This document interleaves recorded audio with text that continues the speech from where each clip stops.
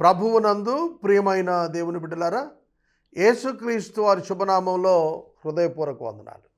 నా పేరు కారుపాటి శాంతిసాగర్, దైవ సేవకుడిని. 1997వ సంవత్సరంలో శిలువ విజయోత్సవము అనేటువంటి కార్యక్రమాన్ని నిర్వర్తించడానికి దేవుడు నాకు సహాయం చేశారు. అప్పటికి నా అనుభవం తక్కువ. అప్పటి మొదలు ఇప్పటి వరకు కూడా ఆర్థిక నిధులు లేవు. విశ్వాసంతోనే ప్రారంభించి నడిపించాను. ఎప్పటి డబ్బు అప్పుడే దేవుడు సమకూర్చేవారు. నిధి అనేది అసలు లేనే లేదు. నా 34 సంవత్సరాల చరిత్రలో నిధి ఉండి సేవ చేయలేదు. సేవ చేస్తుండగా అవసరమైన ధనం వచ్చింది, అంతే. 1998వ సంవత్సరంలో శిలువ విజయోత్సవం ప్రకటించు అని ప్రభువు చెప్పినటువంటి ఆజ్ఞను బట్టి సిటీ కేబుల్లో శుక్రవారం వారానికి ఒక్కసారి డబ్బు చెల్లించేటట్లుగా మొట్టమొదట టెలివిజన్ ప్రోగ్రాం ఆంధ్రప్రదేశ్లో కేబుల్ టీవీ ద్వారా నేనే ప్రారంభించాను. అయితే అనుభవం లేకపోవటం, వయసు చిన్నదవటం, మేనేజ్మెంట్ స్కిల్స్ లేకపోవటం, ఆసక్తి అయితే ఉంది కానీ అనుభవం లేకపోవటం వల్ల ఎక్కువ కాలం దాన్ని కొనసాగించలేకపోయాను.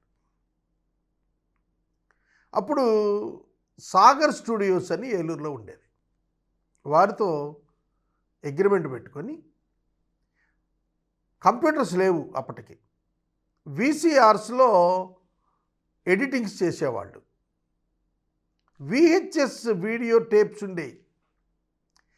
ఆ టేప్స్లో రికార్డింగ్ జరిగేది.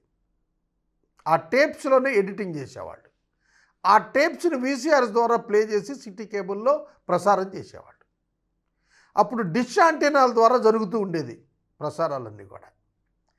1998లోనే మొట్టమొదటిసారిగా శిలువ విజయోత్సవం అనేటువంటి టెలివిజన్ ప్రోగ్రామ్ని నేను ప్రారంభించి ప్రతి శుక్రవారం వారంలో ఒక్కరోజు కొన్ని మాసాలు 9 మాసాల పాటు దాన్ని కొనసాగించాను. ఆ తర్వాత నా భార్యకు ఉద్యోగం వచ్చింది. మేము నూజివీడు షిఫ్ట్ అవ్వాల్సి వచ్చింది. ఆ నేపథ్యంలో ఆర్థిక పరిస్థితులు ఒక ప్రక్కన, స్థలాభావం మరొక ప్రక్కన, పరిచర్య కుంటుపడింది. 1998 సంవత్సరం మొదలుకొని 2001వ సంవత్సరం వరకు 3 సంవత్సరాలు ఇంచుమించుగా బైబిల్ని ధ్యానం చేయటం ప్రారంభించాను. 2001వ సంవత్సరం జూన్ మాసంకి వచ్చేటప్పటికి దేవుడు స్పష్టంగా అనుదినము టెలివిజన్లో మాట్లాడాలి అని నాకు ప్రేరణ ఇచ్చారు.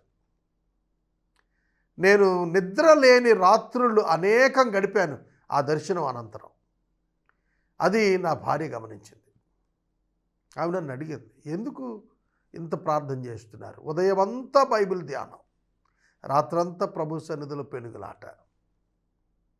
అప్పుడు టెలివిజన్లో వాక్యం చెప్పమని ప్రభు తెలియజేస్తున్నారు కనుక నేను వెళ్ళాలి అని చెప్పాను. ఆర్థికంగా చాలా కష్టంతో కూడినటువంటిది కదా, చేతిలో చిల్లుగా అవ్వలేదు.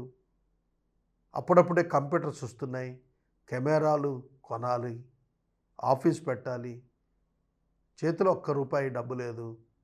చర్చ్ చూస్తే చాలా చిన్న సంఘం, పోషణార్థం కూడా పనికొచ్చే స్థాయి లేనిది. ఎలా అని అనుకుంటున్న సమయంలో ఆమె పేరిట ఆంధ్రా బ్యాంక్లో ఒక దైవ సేవకులు ఇప్పుడు సేవ చేస్తున్నారు, అప్పుడు మేనేజర్గా ఉన్నారు, కలపాల ప్రభాకర్ రావు గారని, వారు 50,000 లోన్ ఇప్పించారు. దాంతో నా తదుపరి అనుదిన టెలివిజన్ కార్యక్రమం ఏసే పరిష్కారం ప్రారంభించాను. అది 2001 డిసెంబర్లో ఆ కార్యక్రమం ప్రారంభించాను.